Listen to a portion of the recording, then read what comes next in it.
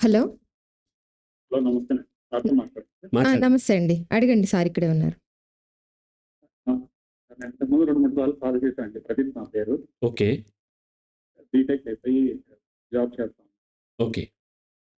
నాకు వచ్చేసి regular doubt అండి. ప్రాబ్లమ్ ఏం కాదు. మామూలుగా మీరు ఎప్పుడు మామూలుగా ఎగ్జిస్టెన్షియలిజం ఫీల్డ్లో మాట్లాడేటప్పుడు ఒకటి చెప్తూ ఉండేవాళ్ళు ఏంటంటే, కండిషనల్గా వర్క్ చేస్తూ ఉంటే కనుక అది యాంగ్జైటీ తీసుకొస్తుంది. ఈవెన్ ఎడ్యుకేషన్ సిస్టంలో కూడా అలాగే ఉంది. కండిషనల్ గా కాకుండా వర్క్ పరంగా చేస్తే కనుక నో ప్రొడక్టివిటీ పెరుగుతున్నట్టు ఉంటారు. అవును. అయితే హ్యూమన్ లైఫ్ సంబంధించి కొన్ని క్వాలిటీస్ ఉంటాయి కదా రెగ్యులర్ పబ్లిక్ లైక్ డిసిప్లైన్ అని, అట్లాగే కొంతమంది డిటర్మినిస్టిక్ గా ఉంటారు, సంకల్ప బలంతో ఉంటాం. అట్లాగే కొంతమంది డిసిప్లైన్ ఫాలో అవుతూ ఉంటారు. యాక్చువల్ గా డిసిప్లైన్ ఇలా సంకల్ప బలంతో ఉండటం వల్ల టైం సేవ్ అవుతుంది, వర్క్ తొందరగా అవుతుంది, టెన్షన్ ఉండదు అంటూ ఉంటారు. కాకపోతే ఇలాంటివి కూడా కండిషన్ గా అయిపోయే ప్రమాదం ఉంది. అంటే మీరు అన్నారండి, I don't plan, I only behave అన్నారు. దాన్ని బేస్ చేసుకుని డౌట్ వచ్చి అడుగుతున్నారు. Regular qualities discipline and deterministic ఇలాంటివి ఉన్నప్పుడు అవి కూడా కండిషనల్ గా అయిపోతాయి. ఎందుకంటే చాలా మంది పెద్ద పెద్ద వాళ్ళు లెజెండరీస్ నేను డిసిప్లిన్ గా ఉండేవాడిని, డిటర్మినిస్టిక్ గా ఉండేవాడిని, అందుకని చెప్పింది పెద్దవాడిని నేను టైం సేవ్ అవుతుంది, టైం ఫాలో అయ్యామని అంటూ ఉంటారు. ఇవి కూడా కండిషనల్ గా అవుతాయా? అలాంటప్పుడు మన పని మనం చేసుకుంటే వీటిని కూడా వదిలేయాల్సిన అవసరం ఉన్నాయి. Point of view. రైట్. ఒకటి డిసిప్లిన్ అంటే క్రమశిక్షణతో పనిచేయాలి. క్రమంగా అతన్ని శిక్షించి ఒక మార్గంలో పెట్టటము. దేన్ని మనం శిక్షిస్తాము? గొడ్లని శిక్షిస్తాము, గొర్రెల్ని శిక్షిస్తాము. శిక్షించి ఒకే మార్గంలో పని చేసినప్పుడు పని చేపించే వాళ్ళకి లాభం వచ్చేలాగా పని నడుస్తూ ఉంటుంది. ఎందుకంటే ఒక శిక్షణలో పెడితే ఆ గొర్రెలు అటు ఇప్పుడు సపోజ్ మిలిటరీ పీపుల్ ఉన్నారు, ఎగ్జిస్టెన్షియల్ కాంటెక్స్లో మిలిటరీ పీపుల్ని ఆలోచించమని చెప్పాం, అక్కడ వేరే చెప్తాం. అక్కడ వాళ్ళు ఆలోచించవద్దు, వాళ్ళ లీడర్ ఏం చెప్పాడో వెళ్ళి కొట్టాలి అంతే. కాబట్టి వాళ్ళ జీవితం దానికోసం అంకితం ఇచ్చేసిన తర్వాత ఆ దేశం కోసము మరో దానికోసము జస్ట్ మెషిన్ లాగా పనిచేయాలంతే. కాబట్టి వాళ్ళని క్రమశిక్షణగా ఉంచాలని చూస్తూ ఉంటాము. అలాగే వచ్చేసి ఇంకోటి ఏదో ఒక జాబ్ ఉంది, ఆ బాస్ ఏం చేస్తాడంటే క్రమశిక్షణతో మీరు పని చేయాలనే చెప్తాడు. అలా చేయటం వలన ఏమవుతుందంటే ఒకరి తర్వాత ఒకరు తొందరగా అందుకోవటం వలన ఆ కంపెనీకి లాభం ఎక్కువ వస్తుంది. కాబట్టి మీరు క్రమశిక్షణ అంటారు. అయితే చెప్పే వాళ్ళ ఇంటెన్షన్ ఏంటి చూడాలి. క్రమశిక్షణలో పని చేయటం వలన ఒక హోలిస్టిక్ బెనిఫిట్ వస్తుంది, డెఫినెట్గా వస్తుంది. కానీ ఇండివిజువల్ లాస్ అవుతూ ఉంటుంది. నేను నా పెర్ఫార్మెన్స్ పెరగాలి అని అంటే ఒక పని చెప్పామనుకోండి, ఇప్పుడు ప్రదీప్ గారు చెప్పారు, ప్రదీప్ గారు బీటెక్ చదివి ఏదో జాబ్ చేస్తూ ఉన్నారు. సహజంగా జాబ్ టైం మొత్తం మనం చెయ్యం. ఒక 8 అవర్స్ మనం చేస్తున్నామంటే దాంట్లో చాలా ప్రిపరేషన్ ఉంటుంది. ఎక్కడో లాస్ట్ 1 అవర్లో అది ఫినిష్ అయిపోతూ ఉంటుంది. రైట్. మనం ఇక్కడి నుంచి విజయవాడ వెళ్ళాలి అని అంటే నేనేమంటానంటే ఈ గుమ్మం దాటటమే సగం వెళ్ళిపోవటం అంటాను. ఎందుకు అనంటే ముందే చాలా మెంటల్ ప్రిపరేషన్ ఉంటుంది. ఏమేం కావాలి, బుక్ చేసుకోవటం, ఇవన్నీ ఉంటాయి. ఆ తర్వాత మనము ఫిజికల్గా ట్రావెల్ చేస్తాం. రైట్. అలాగే ఒక రన్నింగ్ రేస్లో పార్టిసిపేట్ చేయాలంటే దానికి మెంటల్ ప్రిపరేషన్ చాలా అవసరం. క్రమశిక్షణ కంటే కూడా మెంటల్ ప్రిపరేషన్ అవసరం. మెంటల్ ప్రిపరేషన్ అంటే క్రమం తప్పే అవకాశం లేదు కదా. అంటే క్రమశిక్షణ అంటే బయటకు ఆలోచనలు వెళ్ళిపోతుందని గుంజటం. మనం చిన్నప్పుడు రుబ్బురోల్లో రుబ్బుతున్నప్పుడు పిండి బయటకు వెళ్ళిపోతే లోపల తోస్తూ ఉంటాం చూడండి నలగటానికి, అది క్రమశిక్షణ. నలిగించటం అనేది క్రమశిక్షణ. కానీ ఇక్కడ మనకి బయటకు ఆలోచనలే వెళ్ళనప్పుడు దాని క్రమశిక్షణతో పని ఏముంది? బయటకు ఆలోచన వెళ్ళిపోయేటప్పుడు క్రమశిక్షణ అవరు. ఈ భూమి మీద ఎవరు కూడా సినిమా క్రమశిక్షణతో చూడలేదు కదా. మరి సినిమా గుర్తుంది కదా. మరి క్రమశిక్షణతో చదవాలంటున్నారు. ఎందుకు అంటే ఆ చదువు మీద ఇంట్రెస్ట్ లేదు. ఎందుకు ఇంట్రెస్ట్ లేదు? దాని ఫలితం కోసం తప్ప చదువు కోసం చదవట్లేదు. ఏ స్టూడెంట్ కూడా స్కూల్కి నిజంగా స్కూల్ ఇష్టపడి వెళ్ళటం లేదు. వాళ్ళు దాని నుంచి వచ్చే రిజల్ట్స్ కోసం పని చేస్తున్నారు.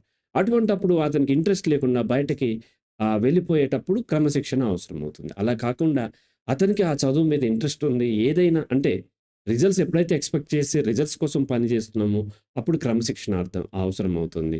రిజల్ట్స్ కండిషన్ అయింది, క్రమశిక్షణ మరో కండిషన్ అయినప్పుడు ఆటోమేటిక్గా పెర్ఫార్మెన్స్ డిక్లైన్ అవుతుంది.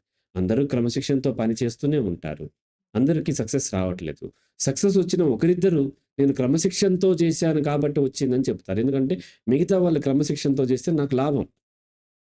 ఇప్పుడు నా దగ్గర ఒక 8 మంది పని చేస్తూ ఉన్నారు స్క్వేర్ టాక్స్లో. ఈ 8 మందికి నేను క్రమశిక్షణతో పని చేయబట్టి ఈ స్థితికొచ్చాను. మీరు కూడా చెయ్యండి అంటే, మీరు కూడా గొర్రెల్లాగాను, గాడిదల్లాగాను, గొడ్లలాగాను చేస్తే, మీ ద్వారా నాకు ప్రాఫిట్స్ ఎక్కువొచ్చే అవకాశం ఉంది. హ్మ్. కాబట్టి ఆ విధంగా సక్సెస్ అయిన వాళ్ళు క్రమశిక్షణ అని చెప్తూ ఉంటారు. మీరు ఎప్పుడైతే ఫ్రీగా పని చేస్తారో, అప్పుడు మోర్ ప్రొడక్టివిటీ బయటకొస్తుంది. ఏ కండిషన్ లేనప్పుడు ప్రొడక్టివిటీ వస్తుంది. ఇంకోటి సంకల్ప బలం. సంకల్ప బలం కూడా వీళ్ళకి రిజల్ట్స్ మీద ఎక్కువ ఆశ ఉండి, గొడ్డులాగా చాకిరీ చేస్తే ఏదో ఒకటి వచ్చే అవకాశం ఉంది. కానీ రిజల్ట్స్ మీద ఆశ లేకుండానే ఆ పనిని ఆస్వాదించినప్పుడు ఆటోమేటిక్‌గా ఎక్కువ వస్తూ ఉంటుంది. ఆడుతూ, పాడుతూ, చేస్తూ సక్సెస్ అయిన వాళ్ళే ఎక్కువుంటారు. అయితే సక్సెస్ అయిన తర్వాత వాళ్ళు చెప్పే మాటల్ని మనము విశ్వసిస్తూ ఉంటాం. హ్మ్. ప్రతి ఒక్కరు సక్సెస్ అయిన తర్వాత చిన్నప్పుడే నేను ఈ గోల్ పెట్టుకున్నా అంటారు. హ్మ్. ఎవరు పెట్టుకోలే. Abdul Kalam president of India అవ్వాలని గోల్ లేదు.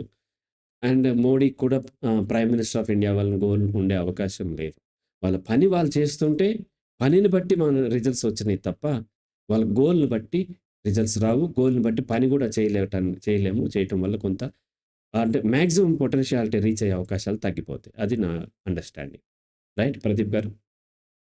హ్మ్. ప్లానింగ్ పాయింట్ ఆఫ్ వ్యూలోకి వచ్చి మన ప్రోగ్రామ్ 3:30 నుంచి 4 రన్ అవుతుందండి. మీరు హ్మ్. 3:30 టు 3:40 వరకు మీ సినాప్సిస్ చెప్తానికి అని చెప్పి కాల్ చేయొద్దన్నారు. ఇది కూడా ఒక ప్లానింగే కదా! మీరు ప్లానింగ్ రఫ్‌గా ఒక లైన్ అది. లైన్ అది. ప్లానింగ్ అనేది మనం ఎగ్జాక్ట్‌లీ. లైన్ అది. ఆ లైన్ ఖచ్చితంగా పాటించాలని ఏం లేదు. ఈలోపు కాలొచ్చినా నేను తీసుకుంటున్నాను. 3:30కి స్టార్ట్ అవ్వాలి అనేది ఉన్నటువంటి లైన్ అది. ఆ లైన్‌లో 3:30కి చేస్తున్నాం. ఒకసారి ఈరోజు చాలా లేట్‌గా కూడా చేసాం స్టూడియో ఖాళీ లేక. కాబట్టి ఒక రఫ్ లైన్ ఉంటది తప్ప అది ఖచ్చితం కాదు. నా ప్లాన్ అనేది ఖచ్చితం కాదు.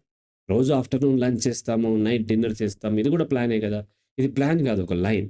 హ్మ్. ప్లాన్ అంటే ఖచ్చితంగా ఆలోచించి ఇది చేసి, ఇది చేస్తే ఇంకొక ప్రాబ్లమ్ వస్తది. అన్‌ఎక్స్‌పెక్టెడ్‌గా ఏదో జరుగుతది. నేను అందుకని చెప్తూ ఉంటాను.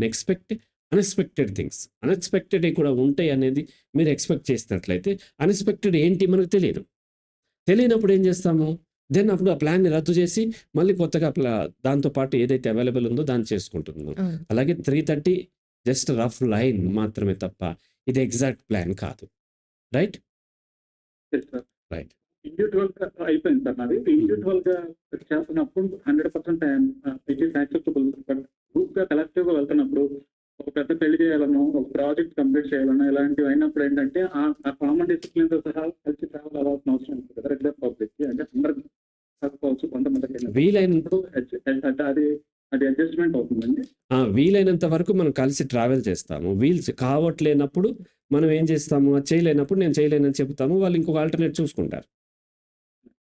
మనం వీలైనంత వరకు అనేది కలుపుకొని మీరు కలిసి ట్రావెల్ చేయటం పెట్టుకోవాలి. ఏదైనా వీలైనంత వరకే. రైట్? ఇప్పుడు ఇప్పుడు ఒక కలెక్టివ్ వర్క్ ఉంది. ఇప్పుడు ఈ లైవ్ రన్ చేయాలంటే ఇద్దరు, ముగ్గురు, నలుగురం కలిసి పని చేస్తున్నాము. దీనికి ఒకరు వీలైనంత వరకు సపోర్ట్ చేస్తారు. ఇప్పుడు పీసీఆర్ టీమ్ ఇద్దరున్నారు. ఒకరు కాకపోతే ఇంకొకరుంటారు. ఒకరికి అర్జెంట్ పని పడితే ఇంకొకళ్ళు చేస్తూ ఉంటారు. అలాగే ఒక యాంకరు, నేను ఒక స్పీకర్ ఉన్నాను. ఒక్కొక్కసారి పీసీఆర్ టీమ్ లేకపోయినా నేను రన్ చేస్తూ ఉంటాను. అంత కూడా రన్ చేయలేకపోయామనుకోండి, అప్పుడేం చేస్తాం? రద్దు చేస్తాం. ఇప్పుడు అమ్మాయి యాంకర్ టైంకి రాలేకపోయింది. ఏదో కారణం చేత లీవ్ ఉందనుకోండి. పీసీఆర్ టీమ్‌లో ఉండేటువంటి హర్షిత ఆ రోల్ తీసుకుంటది. ఒకవేళ ఆ అమ్మాయి కూడా లేకపోయింది. ఏం చేస్తాం? ఒక్కడినే రన్ చేస్తాను. అది కూడా చేయలేకపోతే క్యాన్సిల్ చేస్తాను. అంటే ఇక్కడేంటి ఏది ఖచ్చితత్వం లేదు. ఆల్టర్‌నేట్స్ పెట్టుకున్నాము. ఖచ్చితత్వం ఆల్టర్‌నేట్ కూడా ఖచ్చితం కాదు. వీలైనంత వరకు ట్రై చేస్తాం. అది మెంటల్ స్టేటస్. రైట్? వీలైనంత వరకు అని రాసి పెట్టుకొని దానికి అనుగుణంగా మనం వెళ్తూ ఉంటాం. Thank you very much. Welcome. Right.